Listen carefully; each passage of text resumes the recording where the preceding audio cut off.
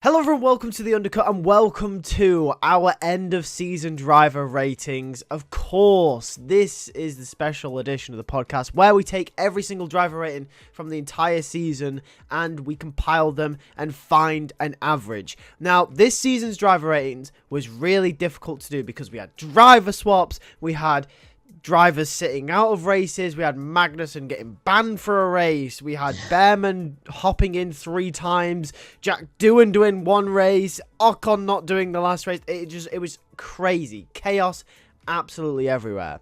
Yeah. So the way this worked is basically every single weekend we did a system of 1 to 5. We gave a 0 if it was absolutely ass, but 5 if it was a pretty much couldn't do any more than they actually did that weekend.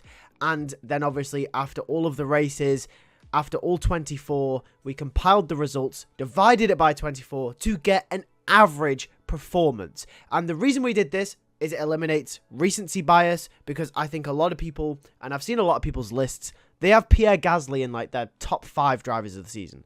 And I personally don't agree with that. He had a fantastic end to the season, but I think people forget Gasly was getting outperformed by Ocon at the start, and I think we'll start to realise this throughout the ratings. We'll get into that. We will because I think that's a bit of a myth that he was being outperformed by Ocon at the start. I don't think it is a myth. I don't think it is. Or maybe it is. We'll get into it. We'll get into that. But anyway, yeah. So it eliminates obviously those types of things. Obviously, Zhou had a much better end to the season than they did at the start. Stuff like that, right?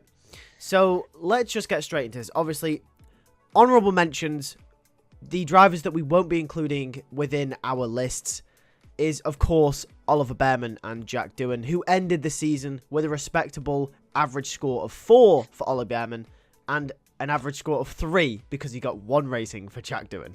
Yeah. No, we did set a stipulation. You have to have raced at least 6 races. Yes. So that is why Liam Lawson is in the list. However, I do think that his rating is a little bit skew-with. Yeah, Liam Lawson and Franco Colapinto are in this list, but Oliver Behrman and Jack Doohan aren't because we made the rule you have to have raced 6 races, which I think is fair, because if you race, as we've seen, 3 races, Ollie Behrman, and you get 2 really good performances, maybe 1 slightly mid performance, you still get an average score of 4, which, as you'll come to find out, is better than pretty much every driver on this list. But Oliver Behrman obviously wasn't the greatest driver of the season, let's just be honest. So, on average, maybe he is, I don't know. But Jack Doohan, of course, you can't say, he's in there. So, yeah, honourable mentions. Anyway, let's move on to the actual list. There are 22 drivers that we gave an average grade to. Let's just kick it off. Who have you got in 22nd place, Jack? 22nd, I think we're matching, aren't we? Surely. It is Sergio Perez. Yes, I've got Sergio Perez as well with an average score of 2. Yeah, I've got a flat 2 for Sergio. Let's be honest, it's been a shocking year. Yeah. Absolutely shocking. And what was it? He was closer to Zhou's point tally than Max's. I think the stat you're thinking of is the gap between Perez and Max in the championship is bigger than the gap between every other teammate combined. That's the stat. Yeah. That's crazy. Yeah, that is crazy. Yeah. That is actually crazy. And Checo has been absolutely shocking. Obviously, that Red Bull, okay, it wasn't the best car for the whole year. It was the best car at the start of the year. So let's not beat around the bush there. It was the best car at the start of the year. Come the end, it wasn't the best, but still, it was qualifying performances. It was not finishing races. It was crashing. It was all that crap. He just had 0 pace. No, he really didn't, and I think it speaks volumes. People will say Checo surely can't be last out of all the main runners this season. But given the pace of that Red Bull and where he should be, I think it's thoroughly deserved. I think it's thoroughly deserved. I mean, it was pretty outrageous what he said in Abu Dhabi, saying, it's not my fault that we've not competing in the Constructors' Championship? I think it is. How can it not be your fault? There's 2 drivers, Checo. You and Max. Max has won the championship. You're 8th. And by the way, can we just also compare another damning stat as well? Even if Checo doesn't race this season, Max still finishes 3rd in the Constructors by himself. Yeah. So, what does Checo mean it isn't his fault? It is his fault. It What is. does he mean? It is shocking what Checo's done. Yeah, it is shocking. Let's move on to 21st place then. So, who have you got in 21st? 21st, no, not much better. I mean, he left after Zandvoort. It was Logan Sargent, 2.1. Yep, for me as well. I've also got Logan Sargent in 21st place with an average score of 2.1 as well. Yeah, he did have a couple good races in there when I was going through my score. There was a couple of 3s that popped up, but there was quite a lot of 1s. Yeah, yeah. So, I mean, yeah, it's just poor Logan. He's just not good enough for Formula 1, was he? No, he wasn't. He's since gone on to bigger and better things. There's rumours about him getting contracts with, in other different categories, which good for him. But yeah, he was just not good enough. I also want to point out, as we get further up this list, we'll notice there's a certain other Williams driver whose score I've got very high. I think the Logan Sargent phenomenon has affected Alex Albon's score on this list for me. Because he's getting the excuses in already. I'm getting them in already. I'm prefacing this. He's getting the excuses in already. Logan Sargent had there was such a big gap between Logan and Alex that I think it made Alex out better than potentially the season was for him. But we'll get to that later. But yeah, Logan obviously very poor performances, got replaced mid-season. No wonder. Average score of 2.1. Yeah. Who have you got in 20th place? 20th place, and he saved himself, really, let's be honest, since the last 3 races, probably. Qatar definitely saved him. Zhou Guanyu. Yes. With a 2.5. So quite a big leap from Logan Sargent. It is quite a big leap from Logan Sargent, that, but I mean, the thing is with the Zhou and Logan binned it. Zhou never binned it. Yeah. Zhou, it was rare you ever saw Zhou crash. And if he did crash, it was usually in a practice. Yeah. So that's what practice is for, essentially. I mean, it was never a big crash for Zhou either. So, Zhou is consistent, but sadly slow. Yeah. That's kind of been the story of Zhou's season, really, isn't it? Consistently slow, but never really in the wall. So no. In 20th place with an average score of 2.4, I've got Lance Stroll. It's been an awful season for Lance. It's harsh. Harsh? I don't think so. At the start of the season, Aston Martin still had remnants of their 2023 pace. Alonso went on a run of 6 races, scoring a total of 30 points, when obviously the top 4 were miles clear. Lance was barely there, if they're all, where he got most of the points, but still barely scored. Binned it into the back of Ricciardo in China. Yeah. Has had multiple other mistakes throughout the season. And of course, the only saving grace for Lance that I think keeps him away from that Logan and Checo sort of area of the table is the fact that he actually went on a decent run of form in mid-season. He did. Which he did, and he actually outperformed Fernando a few times. So that was quite surprising. And we were hoping... That's why I think 2.4 is a little low. Maybe I think mine is a little high, but I think your 2.4 is a little low because that mid-season where he was outdoing Fernando consecutively as well, it was pretty good from Lance. And then the mistakes came creeping back in towards the end, like they did at the start. Yeah. I guess this is why this is really interesting, because on the surface, this looks really harsh.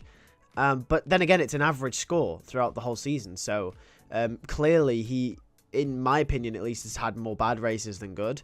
But either way, I think whether in your case he's a bit higher on your list or in my case he's a bit lower, I think we can say we're in roughly the same ballpark for Lance Stroll. Yeah, it's not been a great year. I think that is the ballpark. Yeah. And then coming in at 19th place, who have you got in 19th? Lance Stroll. There we go. There we go. However, yours is a 2.4. Mine is a 2.7. So big jump. So it is quite a big jump, a hefty jump. I mean, 2.7 is by no means a good score. He's just off where he wants to be, where you want to. Like, look, your average score over the whole season, if you've got a 3, it's been an okay year. Yeah. It's been okay. Not great, but okay. And Lance is just under that. I think he's gone from having a shocking start, a shocking end, but pretty great middle. And that middle has saved his score a little bit. I think he is more of like a 2.6, maybe a 2.5. Yeah.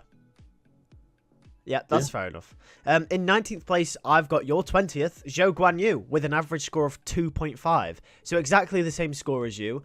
Definitely.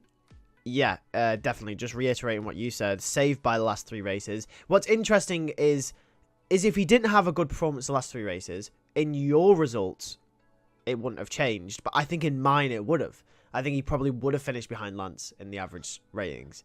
So I think that was interesting. So those last 3 ratings for Zhou actually saved him a 19th place in my results.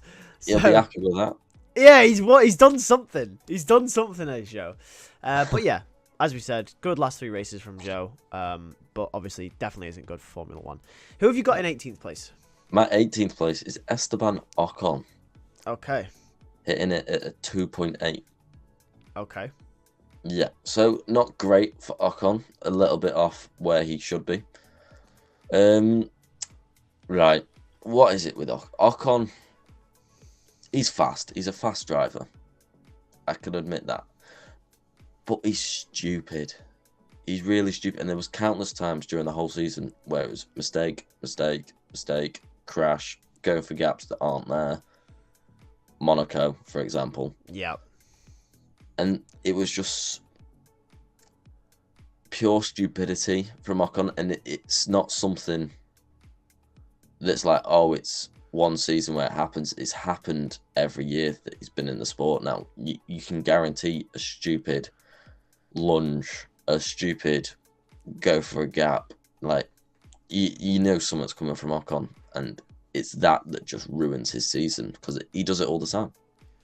Yeah, absolutely. It's been a bumpy season for Ocon. I thought towards the start of the season he was on top of Gasly ever so slightly, and he was putting in performances that looked like if one of them were to get points, it was going to be him. But then, like you mentioned, he had the Monaco incident where both of them could have scored points, and he tried to put a move on Gasly, and it just, obviously not coming off. Multiple times throughout the middle half and the back half of the season. Obviously had a brilliant performance in Brazil. But, it just wasn't great for Esteban Ocon. It wasn't a great year. No, it really wasn't. And you say, obviously at the start, he might have had Gasly. I mean, you got to remember that Alpine at the start was dead last. It was the slowest car. Yeah, it was awful. So, look, he might have had Gasly. I don't know, but most definitely from Monaco onwards, Gasly had Ocon pretty much in his back pocket. Yeah. So, and look, that's what 3/4 of the year Gasly was on top of Ocon now. So yeah, barring probably. the odd race here and there, obviously, but pretty much 3/4 of the year Gasly had Ocon. Yeah. In 18th place, I've got Kevin Magnussen with an average score of 2.7. A lot of people will say that's really low for Kevin, but it's not. Well, we've got to remember he has got a 0 in one of the races. Yeah, I mean, he took Hülkenberg and Perez out in Monaco. We have to remember, during the start of the season, he had 2 occasions where he genuinely was holding everyone up. He did that in Miami, where he held Hamilton up very dangerously. Yeah. He threw a move down the inside of Albon in Saudi Arabia to stay in front of him so Hülkenberg could score points. And ruined Albon's race, which Albon would have scored points there and would have caught Hülkenberg. But obviously playing the team game, but still dangerous. And then since then, been generally outscored and outperformed by Hulkenberg. Has had some brilliant races, but I think generally it's been a really inconsistent year. The lows have been really low. The highs have been really high. And unfortunately, that's affected his score, and he is in 18th place. Yeah, and he's not in Formula 1 anymore. No, he's not. No. I think it has really... That 0 in Monaco really affected his score here. And I think Miami was shocking. How many penalties did he get in Miami? It was like 3 or something, 3 or 4. 3 or 4. He had like 30, 40 seconds worth. Yeah, it was bad. It was very bad. And I think we scored him low for Saudi as well. We did. I think we scored him low quite a bit at the start because he was shocking. And also we have to remember he only we only divided his score by 22 as well and not 24 because he missed 2 races. So that just shows you how bad the other races must have been. Well, and one of the 22 was a 0, so there was no score there either. Even if you just got a score, it might be a little bit better. Yeah. But yeah, it's not good. And speaking of Magnussen, he was my 17th at a 2.8. Yeah, so very, very similar to mine. Yeah. In 17th place, I've also gone with Esteban Ocon with an average score of 2.8. Right. Yeah, reiterating what you said. It's actually interesting, though, because in our mid-season driver ratings, Ocon was in, like, 10th in this list. Was he? He was, yeah. He was up there. Because you remember, you were really pissed. He was up there for you. Yeah, he was up there for me.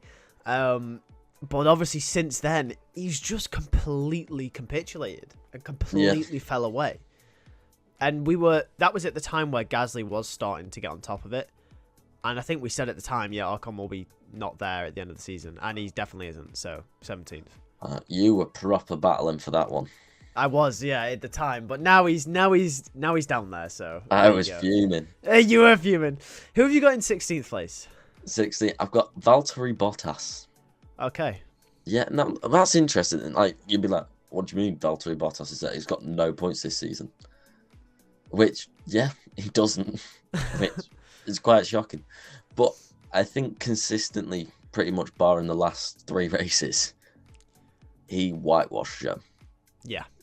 Whitewashed. And I think that China performance, that standout China performance that he did at the start of the year was phenomenal. It's a bit of a shame for Bottas because at the start of the year, that Sauber wasn't awful. It could have got points, was it not for the team and their pit stops? Yeah, the silicone wheel nuts. Yeah. Yeah. And then as soon as the team got the pit stops right, the car stopped. Yeah, the car stopped working. It was like they just decided to put all their time and resources into working on pit stops and forgot the car. Yeah. So, yeah, it wasn't great. And then towards the end again, obviously, the car came back to being half decent. But he was just outside the points in Qatar. And, yeah, unfortunate that for Bottas. But continuously, he did outdo that car. He was in and amongst the pack in a car that just didn't deserve to be in a pack. Yeah, I agree. And in 16th place, I've also got Valtteri Bottas with an average score of 2.8. It was hard to rate Bottas this season because you never knew if he was driving the absolute wheels off that car or if he genuinely was just last.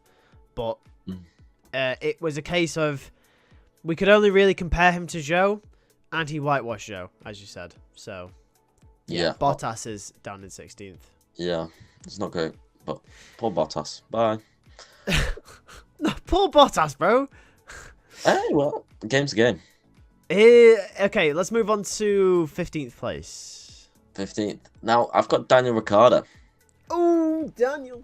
Yeah, let's bring Daniel back. Now, sat at 2.9, obviously, start of the year, completely outdone by Yuki. Yeah. Crazy. Yuki was on crazy form. Daniel was shocking, especially in Saudi. I seem to recall Saudi, he was not good at all, Daniel. And bit of a very poor start, which I think has affected his score. But what has brought his score back up, I think, at the time, round mid-season, so you got your Austria, your Canada, he was starting to get on top of Yuki. He was. Yeah. And it was like, oh, is Daniel coming back a bit? And then we had a few little errors here and there. But I think it was rather unjust getting rid of Daniel for Liam Lawson. Yeah, it was. And speaking of Liam Lawson, I've got him in 15th with an average score of 3. Yeah, I mean, he didn't race that many races. He raced 6, I think, which was the minimum. 6 or 7, yeah. It was the minimum for us to consider him, but I think 3 is probably the perfect score for Lawson because he was bang average. Yeah. He wasn't awful. He scored points. He came in at a time where the RB had definitely fell off compared to what it was like at the start of the season. Didn't really do anything that I think Daniel couldn't have done. Yeah. Bang average. Yeah. I think either way, like the RB, if you kept Daniel, kept Liam, it wasn't going to make any difference. No. So, yeah, it was bang average for Liam. Daniel was at 2.9. Liam was at a 3 for me as well in 14th. Well, there you go. And also, you know what's funny?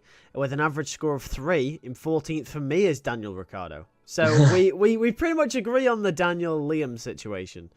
Yeah. Yeah, and also one thing for Daniel Ricciardo is I've put in my notes here is that not everyone is as bad as not as bad as everyone makes him out to be. No. And yeah, it was unjust to get rid of him because I felt like Singapore onwards was definitely sort of around the time where the RB kind of fell more into the not fringe points pack. Because, you know, you have Haas and Aston Martin, well, Fernando and Haas, and then the Alpines sort of fighting for points at the end of the season.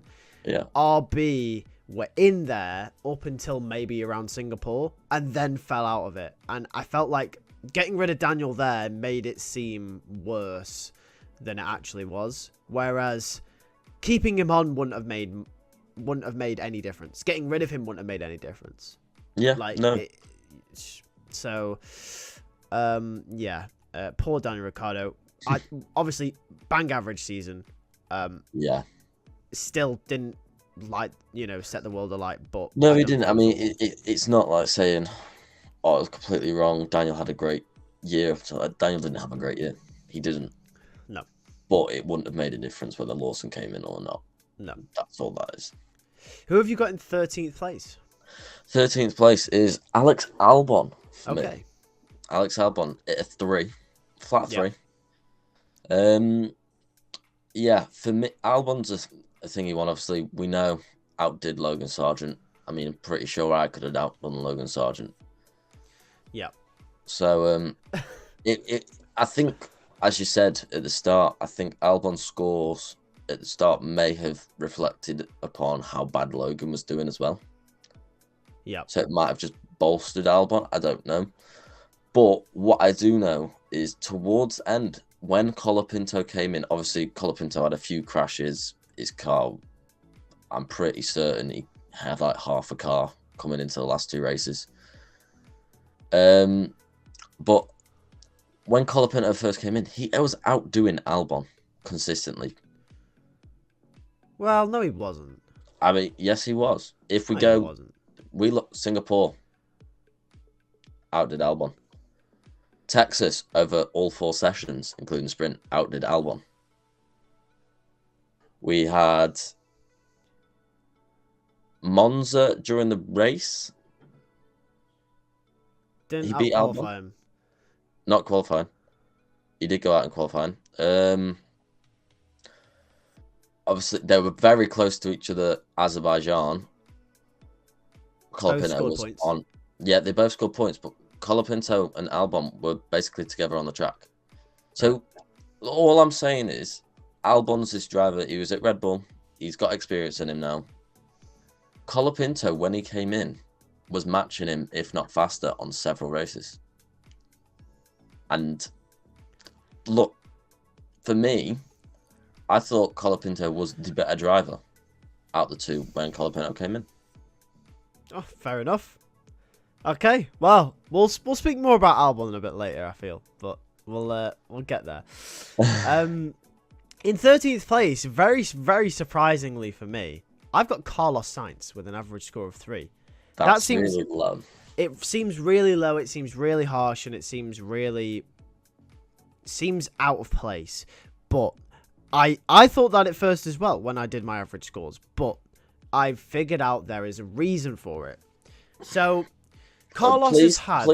Please tell me that you divided Carlos's by 23 as well. I did, yes. I divided it by 23. I was making sure. Carlos Sainz's season has been a great season, right? Overall has been a great season. But as we mentioned with Bottas, as we've mentioned countless times with Pierre and Ocon, as we've also mentioned comparatively with Daniel Ricciardo and Liam Lawson, and as we'll probably mention as well with the likes of George and Lewis, and as we have with Max and Checo, the point I'm making is the point of reference for Carlos Sainz all year is Charles Leclerc. Yeah. Of course. Charles, in my opinion, as we'll come on to a bit later as well, has had one of the most consistent seasons for him in the history of the sport.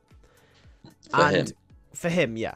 Carlos Sainz has had a good season. Fantastic races. Winning, of course, in Mexico, in Australia, even outperforming Charles here and there. But the vast majority of the time, Charles outperforms Carlos. Yeah. So, whenever Charles has a great race, maybe he wins, maybe he's on the podium, and Carlos is maybe 3rd or 4th or 5th, Carlos's score might not be bad, but it's not pushing those 4s and 5s. It's not pushing those higher end scores. No. And because of that, and because he's been so consistently outperformed by Charles a lot of the time, it's then bumped it down to a 3. And I think that's fair. Not to mention, there have been a few stinkers as well. Canada, Brazil. We can't discount them, where we gave him a 1. Yeah. Similar to Magnussen. So yeah, been a decent season for Carlos. And he definitely deserves a seat at Ferrari, no doubt. A top team. He is good enough, but it's unfortunately, I think he was just outperformed by Charles. Yeah, no, he was outperformed by Charles. I think 3 is a bit low, though. I mean, the poor guy's no longer got appendix. He did well after the appendix. He did very well. Arguably, he was the driver of the first 4 races. Yeah, he was. I'd agree. Yeah, he was. So, yeah, I mean, I think 3 is low, but I haven't got it much higher, to be fair. Right. Okay. Well, give us your 12th. Who have you got? My in 12th place? Right, it's coming in. Lewis Hamilton. Okay. Straight down there at a 3 flat. Okay. Now, I think the most of this bad score, well, it's not a bad score, it's just okay. But I think most of his bad scores have come from qualifying. Yeah. Lewis Hamilton's qualifying this year has been dreadful. Now, granted, not all his fault all the time. Abu Dhabi especially wasn't his fault. Who could have written in the fact of a bollard getting stuck under your car? You can't. No. But on large parts, his qualifying has been dreadful, especially compared to George. Obviously, George this season taking 4 pole positions. Lewis hasn't got any. So yeah, but what I will say about Lewis, I think if it was down to qualifying, he'd be down there with Logan and Zhou. Oh yeah, 100%. But his race craft, and I think the meme or whatever it is came true, of put Lewis anywhere on the grid, put George on pole, and they'll come together. Yeah. So, and his race ability, his race pace is probably saving his score, and he's probably got a score of 2 for qualifying, but a 4 for race every time. Yeah. So 3, pretty much. Yeah. Echoing exactly what you said, I've got Lewis Hamilton in 12th with an average score of 3.1. So 1 decimal point higher than you, but I don't think it really means anything. I think I graded him pretty much exactly the same. Awful qualifying. Almost, Racecraft was amazing. Obviously, won in Britain, which was phenomenal. Won in Belgium, and a few fantastic races. Of course, Vegas, Abu Dhabi was a fantastic race. Yeah. But yeah, just too inconsistent in qualifying. It's clear Hamilton doesn't like these type of cars as well, and I'm just hoping that he finds his feet at Ferrari. But this has not been a great year for Hamilton. I think it reflects it. Yeah. Who have you got in 11th? In 11th, I've got Franco Colapinto. Ah, okay. 3.1. So he's ahead of Albon. Yes. Yeah, now, obviously, Franco's had a lot less races. Yeah. So, obviously, his score's going to be a bit different. If he did the full year, is he still ahead of Albon? Personally, I think yes, but... There's a case for it. There's a case. I don't know, but for me, I think Franco came in. I don't think many people really knew about him when he came in. Like, you didn't think, oh, Franco. We all thought maybe they're going to go with Mick. Maybe they're going to go with Bortoletto. Maybe they're going to go with, I don't know, someone else. We didn't think Franco. No. At the time. And he came in. Obviously, shaky qualifying. Monza, and we're like, oh my god, here we go. Yeah. But no, his pace was phenomenal. He was always there with Albon, especially when he first came in several races, if not beating Albon a lot of the time. And I think it's pretty just. He's a fast driver. He's a very fast driver.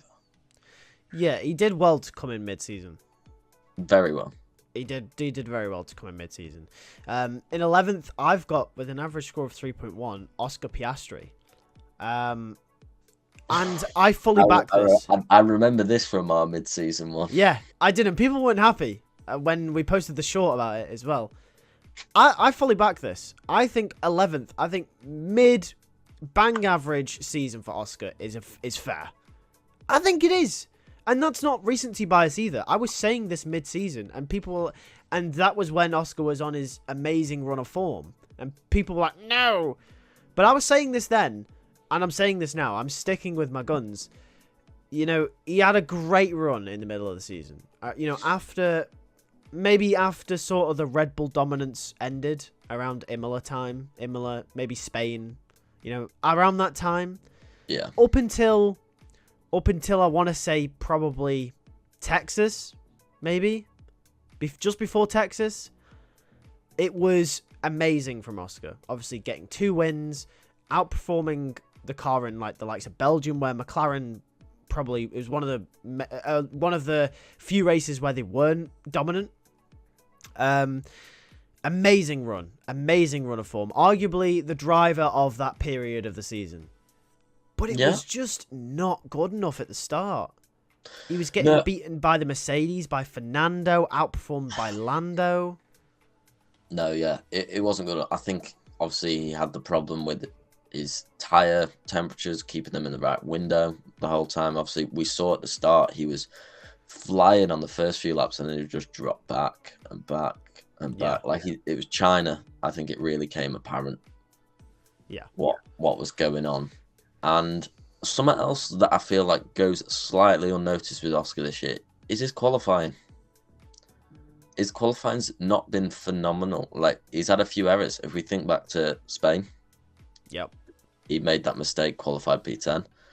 Texas was not great qualifying. Mexico was appalling. We also have to remember as well in the sprint in Texas as well. Yeah. So, look, Oscar, when he hooks a lap up, phenomenal. But he's got a tendency, kind of similar to Lewis Hamilton this year, of cocking it up. Not as much, but it's definitely there. Yeah. And also we have to remember, Oscar had this stigma this year as well of getting stuck behind drivers. I think the most notable one is George Russell and Zandvoort. Yes. And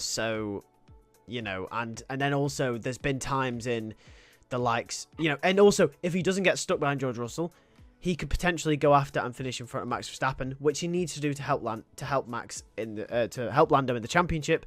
And also at that point in time as well, McLaren don't know if they're going to secure the constructors. Yeah. The same goes for Singapore as well. So there's been these moments for Oscar, and the McLaren was the better car throughout most of the season. He's got to do better, I think. Not a bad year from Oscar. By no means. It's his second year in the sport, but he's been outperformed by Lando consistently and considerably. So,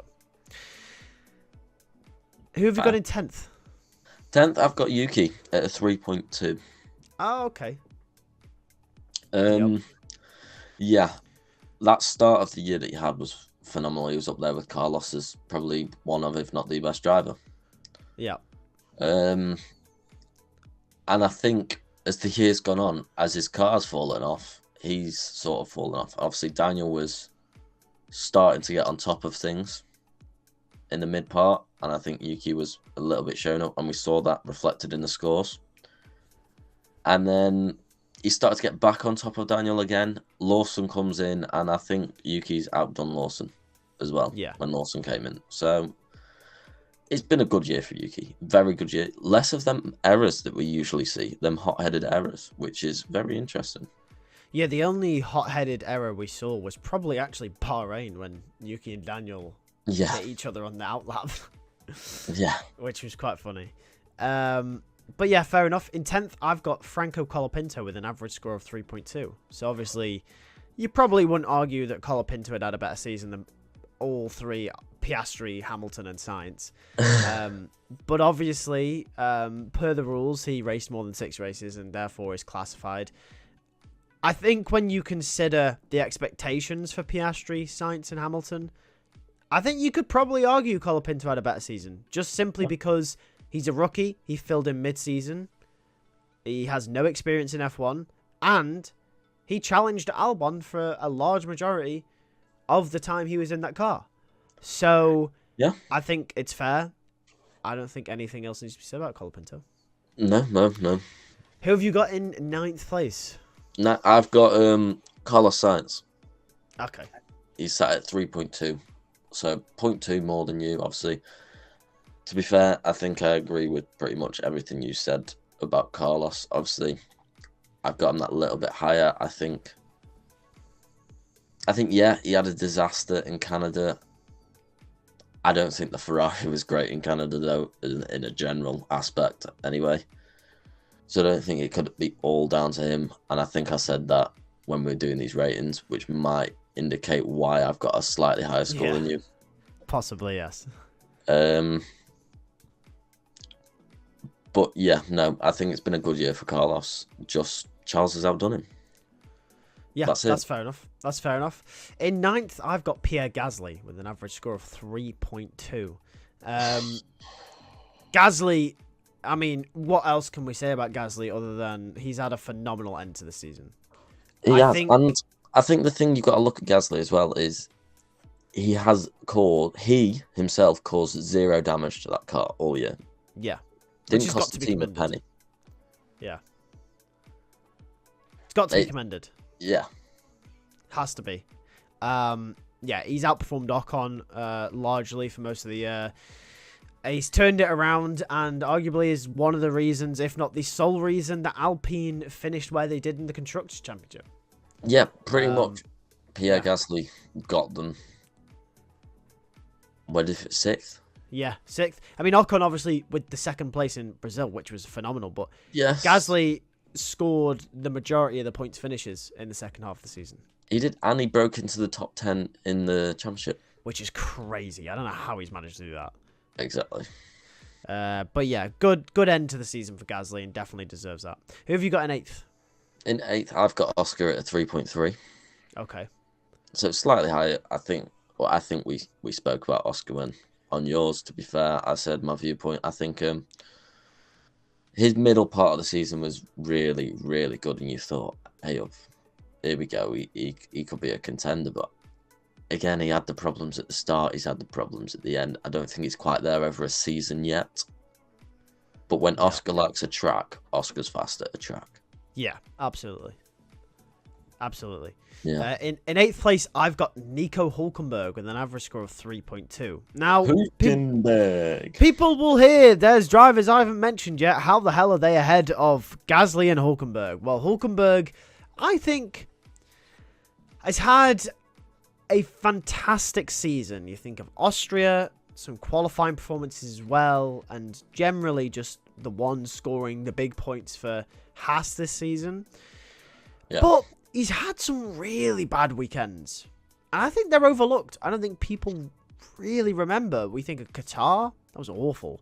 Yeah. Brazil, also awful. Belgium, that was awful. I don't think people remember Belgium. Monza, that was also awful from Hulkenberg. He's had some stinkers. And I think people overlook them. And people don't really remember them because his highs are definitely high. But still, good season from Hulkenberg. I just think if he was a bit more consistent all the way throughout the season, I think he's definitely a lot higher. But still, good season from Hulkenberg. Definitely deserves to stay in the sport. And yeah. Who have you got in seventh? In seventh, I've got Fernando Alonso. Fernando. And he went through a period in the middle part. I was like, right, he's finished. Lance has got him. Lance has got him. I was like, I couldn't believe it. But no, I mean, Fernando does Fernando things. He's still outperforming the Aston Martin. Like, crazy outperforming. The Aston Martin come to the end, arguably slower than the Haas, the Alpine, and the RB. Yeah. Somehow, I don't know what's gone on there. But, yeah, he kept dragging that car to points. And he was best of the rest for the year, pretty much. Yeah, that's fair enough. I agree. But I do have him slightly higher. In seventh place, I do have Alexander Albon with an average score of 3.3. Now, here we are, ladies and gentlemen. Here we are.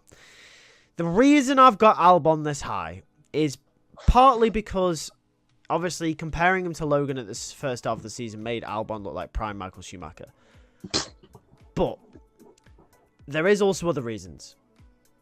I do believe that Williams all year has not been that great. At least not comparatively to how good it was last year. Yeah. And I think more often than not, Albon has delivered to where you expect the car to be, which gives him at least an average score of 3. If he has been, knocked out in Q1 or, as we've said, when Colapinto came in, outperformed by Colapinto, you're looking at a 2 score. But when has Albon ever really done anything that warrants a 1 or lower? I don't think, in my opinion, maybe Australia was a really bad score for him. Maybe towards the end of the season, which we'll get onto. But apart from that, Albon has delivered to where you expect that car to be. And when he hasn't delivered to where you expect that car to be, he has outperformed that car, and he's scored points. And we mentioned Baku and stuff. He's beating the likes of Stroll, who he shouldn't really be beating. He's been beating the RBs on occasion. Even on a very rare occasion, he's beaten a Haas or Fernando Alonso. And yeah, I think mostly where Albon's score has diminished has been when Colapinto has come in. But apart from that, I think it's been a very solid season for Albon. Very overlooked. Very underrated.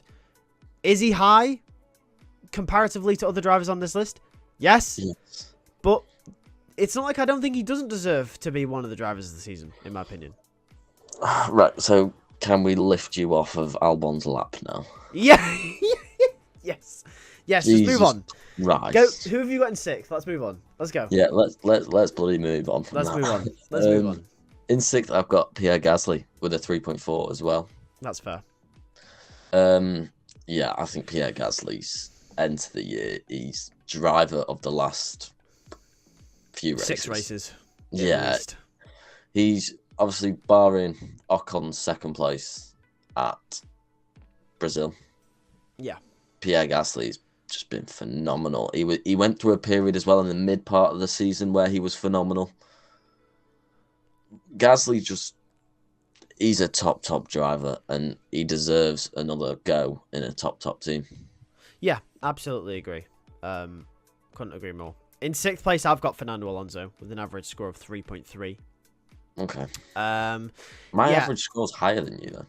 It is, yes, it is. To add to what you said, though, Fernando Alonso had 14 points finishes this season. Yes. And that seems like a lot for a car that was absolutely nowhere near the points in the majority of the races. So let that sink in. And he's also had 4 11th place finishes. So overall, in the top 11, 18 times out of 24. I think that just shows you how well Fernando's managed to do this season. It's pretty good. Yeah, so I just wanted to point that out about Fernando, but he's in 6th for me with a 3.3. Who have you got in 5th? Hülkenberg. Hey, Nico. Yeah, he's sat at a 3.5. I agree with the fact that obviously he's had stinkers, but Hülkenberg, when you mark Hülkenberg, it's a 2 or a 3 or a 5. It wasn't really a 4. No, yeah. When Hülkenberg was on it, it was a 5 because he was beating Red Bulls, he was beating Mercedes, he was keeping up. He was just phenomenal. Yeah, I think at times it was like, it was crazy what he was doing. He legitimately beat a Red Bull twice this season. In Austria, he beat Perez, and in Qatar Sprint, he beat Max. He did. Which I think is quite mental. Like, it wasn't like anything happened to them. He just legitimately beat them. And he out-qualified Max at Abu Dhabi, and was this somewhere else? No, I think it was just Abu Dhabi. It was just Abu Dhabi. Are you sure? It could have been Qatar. Yeah. No, it wasn't Qatar. No, it wasn't. No. But yeah, he did. He has, which is kind of crazy. He qualified P4 in a Haas. Yeah. Crazy. It's crazy.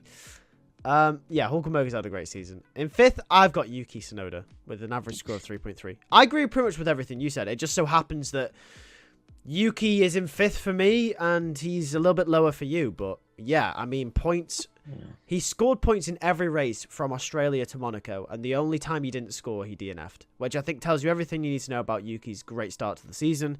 Yeah. Not to mention Brazil and Vegas, brilliant performances there in a car that definitely didn't deserve to be anywhere near the points because the RB fell off, and also when he's going up against Liam Lawson, who is considered to be the heir to Sergio Perez's seat. Yep, outperformed the car when RB fell off in comparison to Haas and Alpine. And the only thing is, like we mentioned, did start to get outperformed by Daniel mid-season, but it wasn't particularly to the point where we were going, oh yeah, Daniel's like clear. No, they were very like together, but I think Daniel was starting to get on top of that, as we mentioned. But yeah, fantastic season from Yuki Tsunoda. Yes. Right, let's move on to 4th then. 4th. Yes. I've got George Russell. Ooh, George Russell. 3.5. Now, George Russell, one of the best qualifiers this year. Yeah. Some will argue the best. For me, second best. I think that there's one man ahead of him, and that's Charles. But that's my preference. But I think the thing is with George Russell, obviously your score is higher than mine because I've got him at 3.5 and in 4th. It's his race. It's still his race. Like, his qualifying, great. You can start on pole, but how are you still finishing with your teammate? No, exactly. Like, yeah, great. Okay, he's finishing on pole. He's finishing, like, he's getting pole. Hamilton's qualifying like 10th, as we saw in Vegas. Oh, great. George controls the race. He's won. He's gone from pole, win, control the race. His teammates seconds a lot faster than him. Maybe not seconds, but at times maybe there was a second between them. And he did it again at Abu Dhabi. 14 seconds Hamilton caught up in the space of, I can't even remember how many laps there was, but it wasn't a lot of laps. George needs to work on his race now. And he's got qualifying nailed. He needs to work on that race pace a lot more. And that's a bit it. That's about it for George. Other than that, great year. Yeah, I would agree. His qualifying is, I mean, it's almost perfect, isn't it? Outperforming when he needs to, Yeah. and being where he needs to be. His racecraft, unfortunately for George, he has been going up against he has been going up against the greatest of all time. So, yeah, it doesn't look great for Russell. And of course, that meme is that you put Hamilton last or whatever, and he'll be next to George when he finishes. But I don't think it is true though. It is true. The thing I don't think that meme is as like wild as everyone thinks it is. Just because George is going up against Hamilton, I'm sure when he goes up against Antonelli, that thing about George's racecraft not being great will dissipate. And I'm sure as well when Hamilton and Charles go at it, I'm sure Hamilton will make Charles's race pace at times look obsolete. I'm sure he will. And people will start saying, "Oh, is Charles as quick as everything?" Yes, he is. Yes, he is. It's just that Hamilton is the GOAT, all right? Hamilton's race craft, his way to extract pace in majority of races it would be damning for anyone. Yeah, it's second to none. Well, yeah, I mean, we saw obviously, fresher tyres and that, but we saw what he did to Max doing an extra pit stop at Hungary and at Spain. Yeah. It just whitewashed it, and that's projected overtaking him on the last lap. He caught him with like 10 laps to go at Spain. Yeah, he did, and he was projected to overtake him on the last lap. Yeah, and Abu Dhabi just gone. That's just another example. 14 seconds behind George Russell. I think it's less to do with George and more to do with Hamilton, and I think we'll see that next year with Charles as well. Potentially. So, but anyway, that's more on Hamilton. In fourth place, I have got Charles Leclerc with an average score of 3.6. Fantastic year from Charles Leclerc. I think this is his best year he's ever had. Yeah. Unfortunately for Charles, he hasn't broke to the top 3, but that's less to do with his performance, and I think more to do with the performance of the 3 drivers I've got in front of him. If it wasn't for Ferrari's inconsistencies, I think he would have been in that title fight this year. Probably. But most consistent qualifying and race performances. There has been a few little moments. We think of the likes of Mexico when he almost binned it, and also he opened the door and let Oscar through. There are little moments that have sort of kept that score from being higher, but at least in comparison to what it was like earlier in his career, he didn't bin it in the wall in Mexico, whereas he probably would have in an earlier season. He actually managed to save it and keep it out. Yeah. So it's these little things for Charles. He keeps improving, and I think next year will be even better than this year. I hope so. What are we saying? Third place. Third place, I have Charles Leclerc. Yeah. 3.6 as well. 3.6 for Charles. All I can do is echo what you've just said there. Yeah. There's not much to add. I think Charles Leclerc, in terms of consistency, I think it still stands the stat of he's got the most points out of everyone since the break. I think that is true, isn't it? I don't know if Lando's win might have just taken Lando ahead at Abu Dhabi, but certainly up until Abu Dhabi, Charles had it. Well, I remember there was the stat, was it 5 or 6 races to go? Lando, Max, and Charles were all equal on 90. Yeah. And since then, Max obviously in Mexico, Abu Dhabi, the Qatar sprint didn't perform, and Charles and Lando did. So I imagine Charles and Lando would be ahead. Maybe Charles is first in that stat. I think Charles is first. I don't know if Lando's win might have changed that at Abu Dhabi, but then remember Lando only got 10th at Qatar, so I'm not sure. Yeah. Potentially. Well, I mean, definitely. But Charles has definitely had one of his most consistent years. Yeah. In third, I've got George Russell with an average score of 3.7, so only 0.1 more than Charles. Dragged that Mercedes to places it shouldn't have been. Outperformed Hamilton all season. 2 races, should have arguably won 4. Should have arguably won 4 races. I mean, disqualified from Belgium, and was ahead of Hamilton at the time in Britain before his retirement. No, he wasn't. So, No, he wasn't. No, Hamilton overtook George. George dropped down to 4th behind both McLarens. Oh, right. During Okay, the wet stint. okay, so definitely George should was have always won 3. behind Hamilton at Britain. Definitely should have won 3. There was The a one potential that you to win could have 4. argued where he's messed it up and he should have potentially won was Canada. Yeah, that is the one where that was definitely on George's behalf. Yes. That win. Definitely should have been. But then also got lucky at Austria for that win. Yeah, did get lucky at Austria. I mean, 1-2, definitely should have won 3 without a doubt. No arguments there. That's Mercedes' fault, obviously. And could have won 5, really, if the cards played in his hand and if he didn't make mistakes. So, yeah.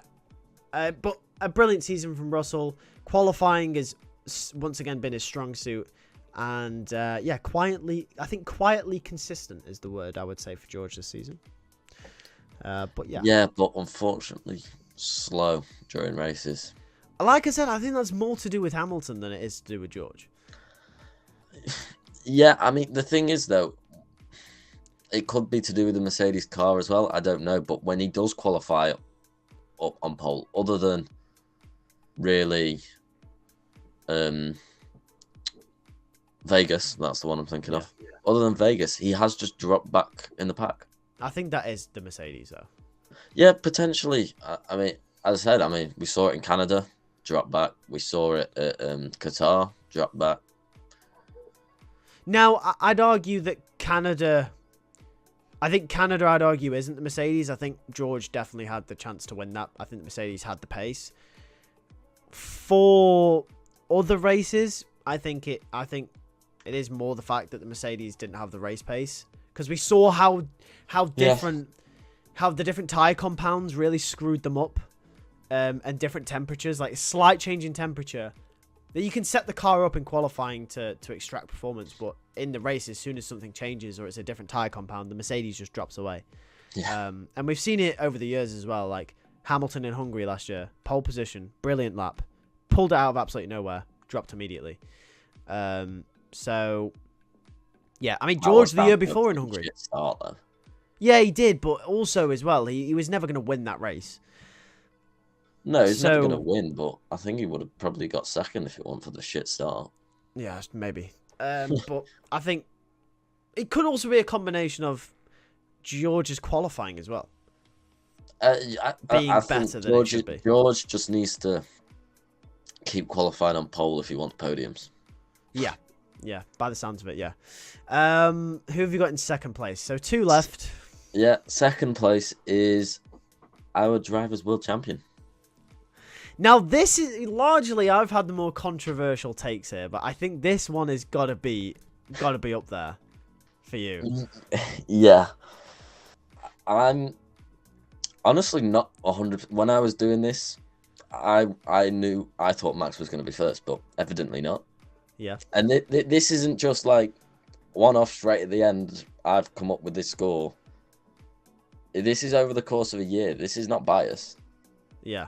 So, look, the thing is with Max Verstappen, he's won the championship in a car that over the course of a year was the 3rd quickest. Over the course of a year. However, at the start, he did have the quickest car. He did.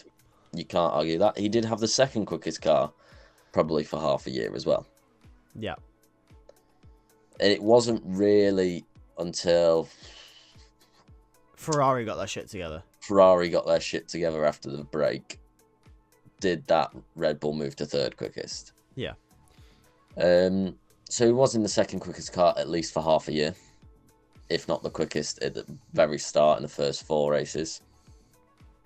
And look, great. He won. Was it? How many races did he win? Was it 5 out of the first 6? Did he win? Yeah. Yeah, so 5 out of the first 6 he won, other than Miami. Yeah, it was a great start to the year by him. Obviously, some standout performances at Brazil, for example. Brazil was one of the best drives that you're ever going to see. But, right, now hear me out. Some races, one that particularly stands out a lot, he was very mediocre. And I've described Max Verstappen as mediocre there, and that's at Azerbaijan. Yes, he was. He was comprehensively, and I don't understand how this happened, outdone by Sergio Perez. Which is unheard of. That was unbelievable. Perez was a pit stop ahead of Max Verstappen. And I don't care who you are, that's a 1 at that point. Because that's shocking. But to go with that, Max Verstappen this year, you've seen his hot-headedness come out again. His errors in judgment and overtaking Abu Dhabi, Austria, Hungary. And I thought, oh, is Max gone now? But Mexico.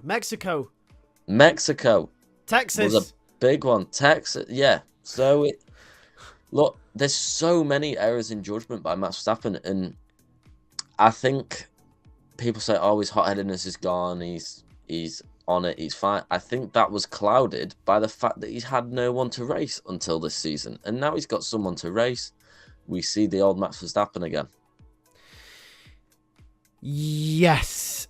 So you ended with a average score of 3.7 for Max. Yes. If I'm not mistaken.